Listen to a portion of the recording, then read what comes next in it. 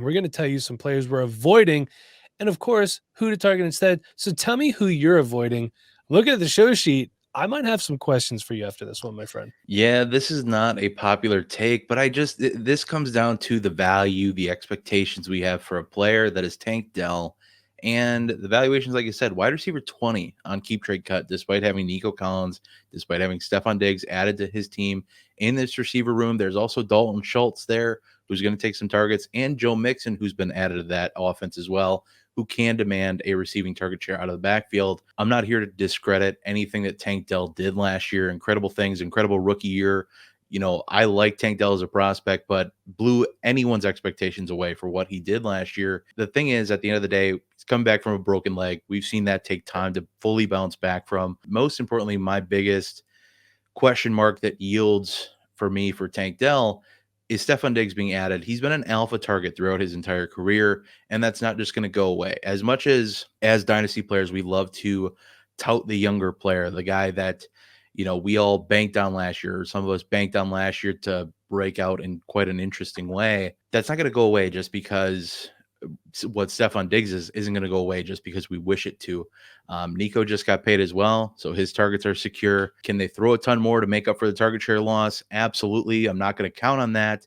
They also invested in Joe Mixon, a known backfield ball hog, so that leads me to believe that they're going to continue to run the ball quite a bit. And, touchdown percentages are a wonky thing. Could Tank Dell nab 10 touchdowns? Absolutely, but you can't bank on that. So if you ask me, he's locked in for a mid to low end wide receiver 3 production at best for this season. And my issue with that is what that's going to do to his value. If you're buying in now, you're going to buy in on an asset that's going to decline in value. Whereas instead, buy in next offseason instead of buying in now when the price is lower after the disappointment that I believe is coming this year when Stephon Diggs is probably moving on to another team, only there for one season. So in terms of player that I can target instead that are similarly valued to Tank Dell, if I'm, thinking about going after Tank Dell for whatever reason, you like the guy, pause, give me DK Metcalf or Michael Pittman instead. 2 known producers, still relatively young, and neither are particularly hard to acquire right now, despite being known producers. Compared to Tank Dell, and they're set up for production this season and beyond. They're only 2 years older as well, so you'll be able to utilize them for a while if you choose to do so, or you could flip them down the road for something better. You could maybe flip them next year for Tank Dell Plus, if you want to go about it in that way. Looking at some recent trades via Dynasty Daddy, value suggested I could look at adding them for a 25 or 26 first, Xavier Worthy in a small plus, or Rome Odunze. To be honest, if I was moving Rome Odunze, though, I'd want a little bit back with DK Metcalf or Michael Pittman, given Rome is higher valued in most rankings compared to those two. But I know it's not a popular take on Tank Dell, but it is a value thing versus expectations of what I expect a receiver to do. Just went through my version 2.0 of 2024 fantasy football projections, which are available now as of August 1st. So you'll be able to get those if you are a gold member on Patreon, and you'll be able to see that Tank Dell is not rated very highly. I know it's not a popular take, but Mike, I'd love to hear your thoughts on this one. I actually think the best time to buy Tank Dell, I agree in theory that it would probably be next offseason, but I feel like once Stephon Diggs moves on, then Tank Dell's value is going to go up again. Sure. So I'm thinking probably closer to like the end of the fantasy season. If you see a team that's tanking and they have Tank Dell and they want something back, that might be the best time. But I do agree waiting on Tank Dell. And you made a great point. They got Joe Mixon there. Joe Mixon he commands targets for sure. All right, good stuff on Tank Dell. Let's talk about another wide receiver, one that I'm avoiding. It's Las Vegas Raiders wide receiver Davante Adams. So on Keep Trade Cut, he's player 83. He's wide receiver 33. A lot of people would think that this screams buy low value. And, I get it, but hear me out. His efficiency is dropping. His yards per reception dropped from 15.2 to 11.11 from 22 to last season. And he had 3 more receptions, 103 versus 100. And his 8 touchdowns last year was his lowest since 2019. He had 5, and he only played in 12 games that year, Bob. He played the full 17 games last year. So we see his typical efficiencies just not been there. I have some questions for the Raiders at the quarterback position this year, and long term. We saw Gardner Minshew was pretty good last year, but Gardner Minshew in his career has kind of been really hot and cold. I mean, he was that way in Jacksonville. He was that way when he was a backup in Philadelphia. And Aiden O'Connell just, there's a reason that he wasn't a high draft pick. And I like him. I think he's always going to have an NFL career like a Gardner Minshew, but I don't think he's a long-term solution. Forgive me. He's 31. Of wide receivers that age, there's guys that I would rather have like Mike Evans, because Mike Evans is about a year younger, and he's in what I suspect is going to be a better offense both this year and beyond. They have quarterback stability. And you know what? If you're like, oh, Baker Mayfield's quarterback stability, he had the best year of his career last year. So yes, compared to what the Raiders have going on, that's quarterback stability. And over 1,000 yards every year of his career. That's just insane. I don't know if you could straight up trade Davante Adams for Mike Evans. I think you would have to add to it. Probably wouldn't make any sense to do so. Could we do Cooper Kupp for Mike Evans? I mean, I think you could probably get Evans back a little bit because Cooper Kupp is still very highly regarded. I would also do Terry McLaurin in a third for Mike Evans. I like Terry McLaurin, but I'd rather have Mike Evans by far and away. With this one, Mike, couldn't agree more. Definitely want to avoid Davante Adams. A big thing for me, 4 straight seasons declining in points per game. And I know that, once he hit the mountaintop of, he had like 23 points per game or something obnoxious, there's only really one way to go down, but continuing to do that year after year after year, that's concerning. I like these trades. I do think you would have to, if you did try to do a straight up swap, Davante Adams for Evans, you'd have to add a little bit to Adams. Maybe it's like a 3-4 swap kind of a thing, because I think most people would look at these two and prefer Mike Evans, but you never know. It depends who you're talking to, honestly. Yeah. So definitely would love to get Evans on my squad as opposed to Davante Adams. So definitely give me that offensive situation, that quarterback situation over the one in Las Vegas. So Bob, this one, you were just going for controversy today, aren't you? I'm going for the throat. Man, I might have to. Okay. Yeah. All right. The first two are. The last one I'm going to fall in line with, but are you trying to frustrate Nate while he's on vacation? No. I'm just trying to, get people where they need to be on some players. That's all I'm trying to do. And that player I'm talking about right now is Jordan Addison. Now, we've seen a decline in his value this offseason, and part of it is probably due to the recent DUI. I've seen some droppage in his value since then, but there has been some drop in his value over time before that even. I mean, earlier in this offseason, he was valued around Tank Dell, oddly enough. Around wide receiver 22. I went on a huge rant earlier this offseason about Jordan Addison. Still has some issues, but now he's at wide receiver 31, which isn't bad. I think that's a decent enough value. My avoidance now is more so for the situation and expectation in the player as opposed to the value, although that'll still play a role for me as well. So now Addison is faced with Sam Darnold or a rookie quarterback in J.J. McCarthy, neither of which bode overwhelmingly well for this offense. As much as I like J.J. McCarthy, rookies take time and often face speed bumps early in their rookie year, throughout their rookie year, either, as you could say. And Sam Darnold is Sam Darnold. We know that very much.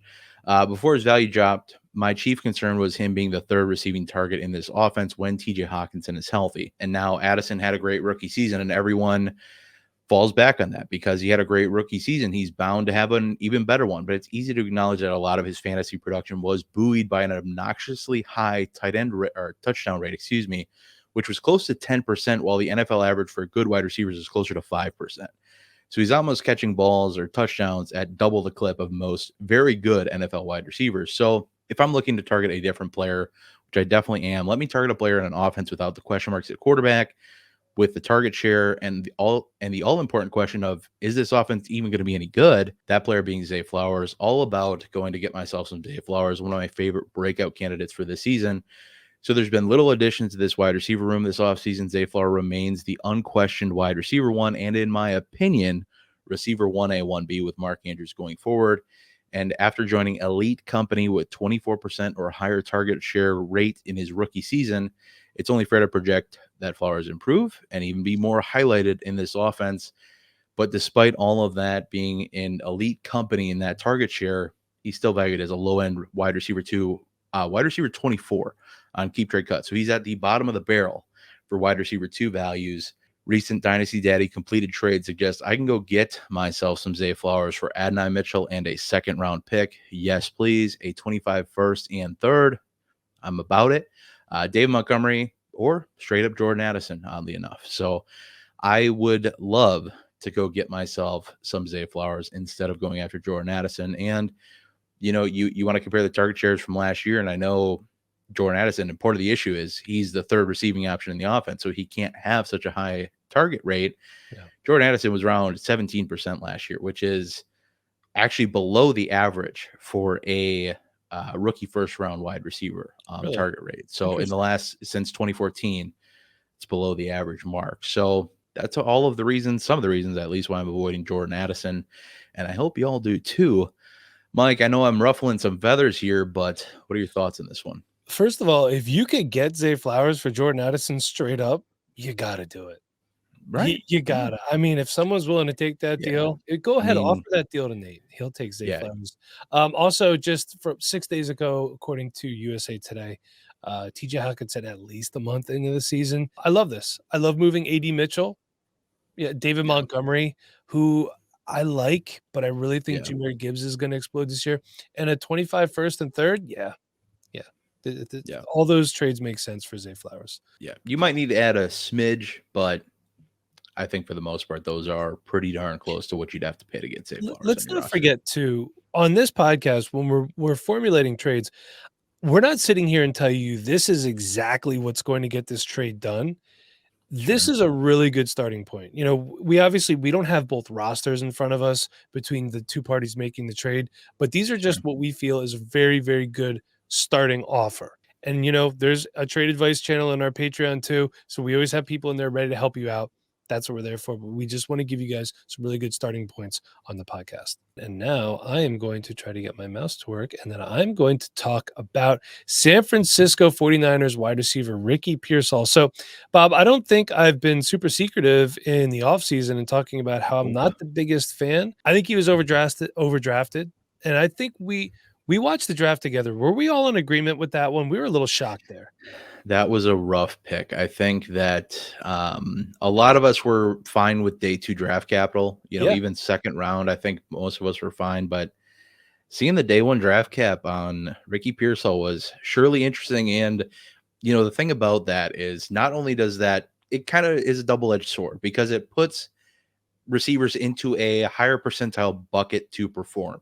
Yeah. However, it puts them on a higher pedestal where, hey, they need to hit these marks or we're going to move on. You see what's happening with Quentin Johnson. You see what's happened with Treylon Burks. You see what's happened with a lot of people in Jackson Smith and Jigba. When these, expectations get put on players, and that's where you run into trouble with a lot of players, is too high of expectations. I think that's going to happen with Pearsall. But go ahead, Mike, continue. No, I completely agree. He was on the PUP. He got taken off. But still, it's not great missing some practice time. Mm-hmm. He's the 5th option in this offense, Bob. I mean, at wide receiver, we got Brandon Ayuk, who did report to camp, if I'm correct, right? Even though he wants the new contract. I got Deebo Samuel, Christian McCaffrey, George Kittle. It's going to be really hard for him to get targets. And let's not forget that even though there's a lot of good receiving targets there, this is a team that still likes to run the ball a lot too. They're a really well-balanced team. It's just going to be hard. He got injured in practice today, the guy that I'm targeting instead, but I'm targeting Roman Wilson instead of him. This is another guy I wasn't the biggest fan of in the pre-draft process, but I do not like having take lock. That's one thing I'm trying to learn to move on from as a fantasy analyst or content creator, however you'd like to label me. I'm not ignoring the great landing spot and the opportunity and the ability to learn from a veteran quarterback. Russell Wilson has had his ups and downs the last couple of years. He's a guy who still has an intimate knowledge of the game. And Roman Wilson's going to have such great opportunity. He's going to be in the slot where I think he's really going to excel. But yeah, he's got that lower leg injury in practice today. Bob hurt foot. I hurt ankle. So guess what? It's just lower leg. Covers all the bases. If you haven't drafted yet, there's some leagues that haven't. If you want to join a league that I'm in that we need to find somebody, please DM me on Twitter. Maybe a second round draft pick. I'd say mid to late-ish around there. Right now, he's hurt. You could get him even a little bit later than that, probably.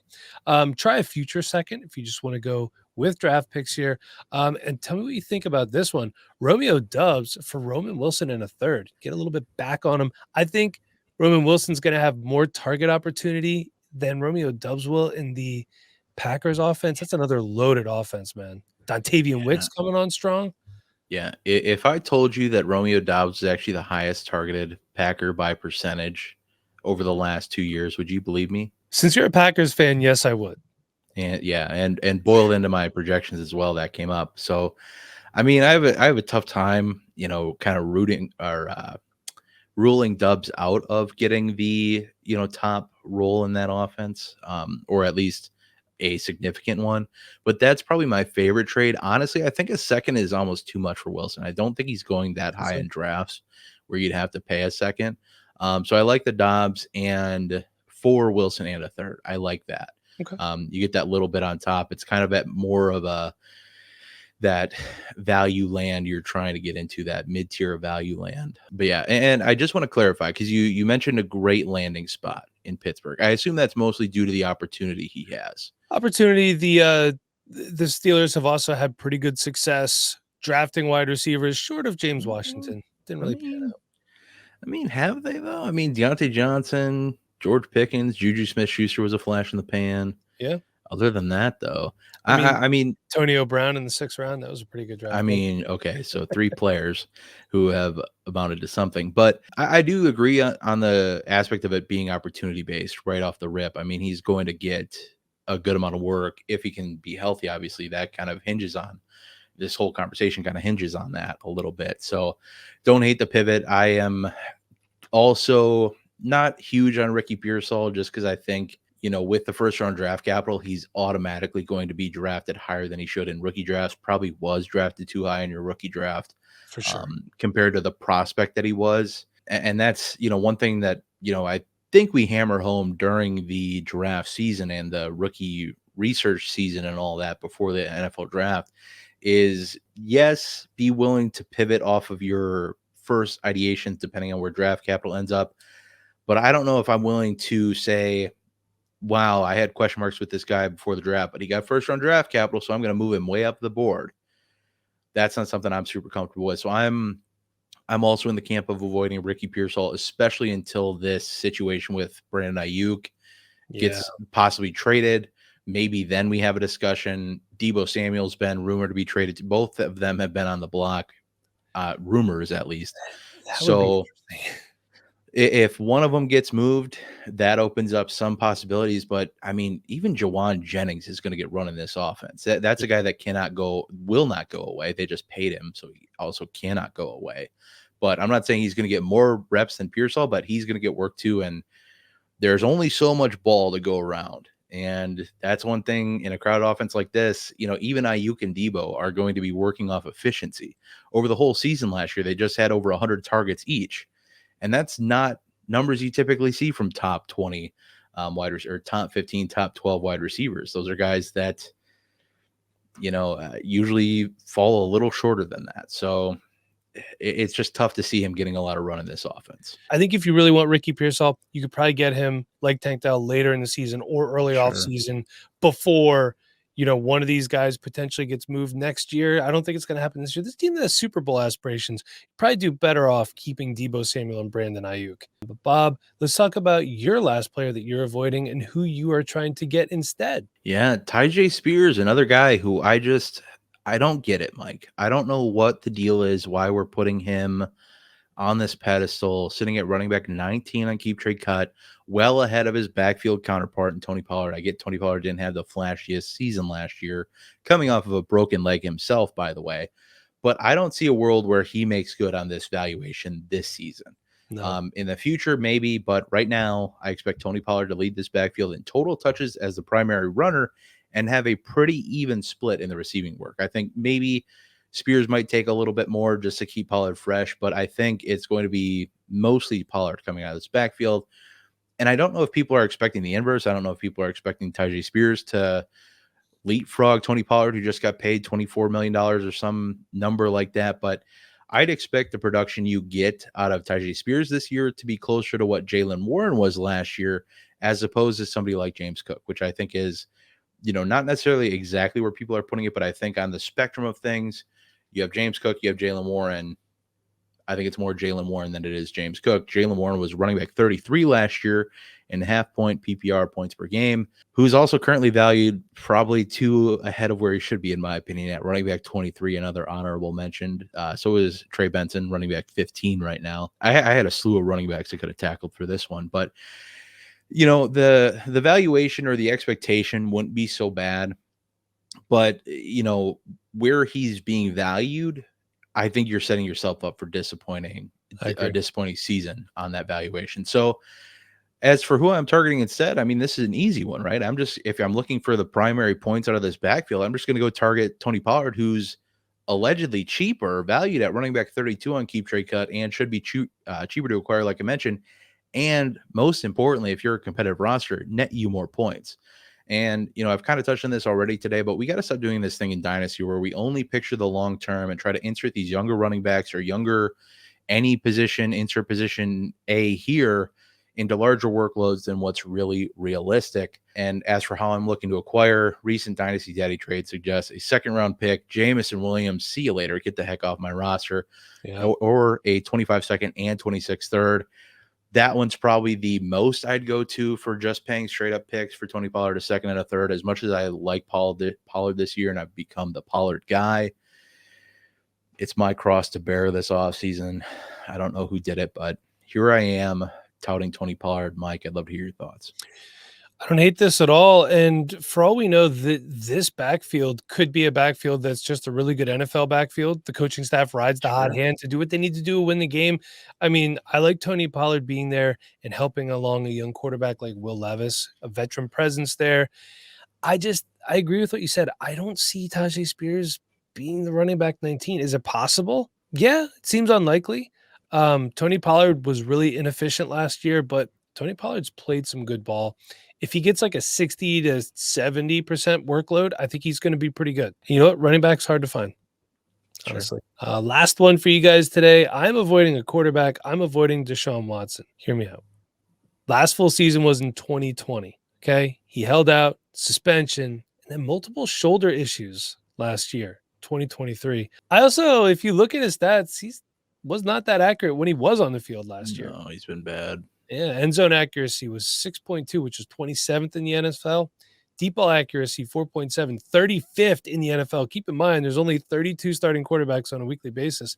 Clean pocket accuracy, 6.1, 39th. And here's an important one, too, for all you people out there that want to buy Jerry Jeudy and Cedric Tillman and et cetera, et cetera. Catchable pass rate, 71.9, which was 37th in the NFL. Stats available courtesy of playerprofiler.com. So he's pushing 30. He's suspensions, whatever, injuries. He did tear his ACL earlier in his career. Can I get a quarterback who's of the same age grouping or younger, but more reliable or with a higher ceiling? So I'm going to give you two targets here. I'll run through it quick for you guys. If I'm targeting an older quarterback, I'm going to look at a guy like Geno Smith. Yes, coming off an injury, I know. If I want to go younger, I'm going to take a gamble here with Bryce Young.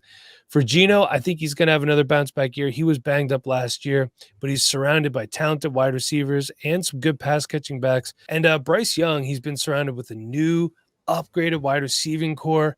He's got a new offensive minded coaching staff. I'm excited about Bryce Young this year a little bit. Buy him low now, because you might not be able to next year. And you know what? For Geno Smith, I'm going to try for a 25-second. People are just kind of writing him off last year like they did Matthew Stafford last year. Matthew Stafford, another guy, would probably take over Deshaun Watson as well. If it has to be multiple seconds, I would do that as well. And for Bryce Young, I'm going to try for like a late 25 first to get him. Might take a little bit more than that, but just try for a late first, the projected late first if you can. Try not to overpay. Bob, what are your thoughts here? I mean, I get it. I 1,000,000% understand wanting to pass on Deshaun Watson, but there comes a point where like maybe getting in on the headache might be worth it. And I wanted to see if it was realistic to think this, because it depends on the market, what that price point is. Can you buy him for less than a first round pick? I don't know. Here's some completed trades. Tell me if you're in or out on some of these. First one I see just yesterday, Gardner Minshew and the 24-209 Superflex League for Deshaun Watson. Would you give up that to get Deshaun Watson? I would. Yeah. What I had heard, and I haven't checked in on Raiders camp, but I heard that Aiden O'Connell was getting first team snaps earlier in the offseason. I don't know if that's still true. Comment down below if you know, but still, Gardner Minshew's not a long-term starting quarterback in the NFL. Yeah. And I I think don't that's need. a pretty fair deal, by the way. Yeah, I honestly would expect Gardner Minshew to probably be the starter there throughout most of the year. Deshaun Watson for Kirk Cousins. I mean, it's easy to kind of say Kirk Cousins because he's so steady Eddie, but He's also coming again, off an Achilles. yeah, it depends on what you're trading for Deshaun Watson to be. Because if he's your third quarterback, and I mean, you get anything out of him, he's probably okay. But if he ends up more than, you know, I 1,000,000% agree with you, Mike. I want to avoid, but there does come a point where I know what Deshaun Watson used to be capable of, and I might, trick myself into allowing myself in on some old Deshaun Watson love. Who knows? I don't know. Curious to But see what he does this year. yeah, it depends on if he can get his shoulder issues right, any other injuries right, and he has some decent enough pieces around him. Amari Cooper, David Njoku. We haven't seen much from Jerry Jeudy yet, and this running back room is in shambles. The offensive line is questionable after last year. They had some injuries last year, so I don't know, man. I'm with you ultimately, but I think there comes a point where Deshaun Watson makes a lot of sense to think about adding. That is a very low price point, but I think there's a point where that happens. Before we sign off, then let me just ask you this: Geno Smith or Deshaun Watson? Which one would you take of those two? I mean, if I have Geno Smith, I would send him for Deshaun Watson. Okay, probably regardless of whatever my quarterback situation, whatever slotted in quarterback that is, I'd probably send him for Deshaun Watson. Yeah, I think I would just still hold Geno there, just going by the quarterback that has the better wide receivers overall. Bob, thanks for hanging out. So until next time, everybody. Bob, I'm Mike. Thank you for listening.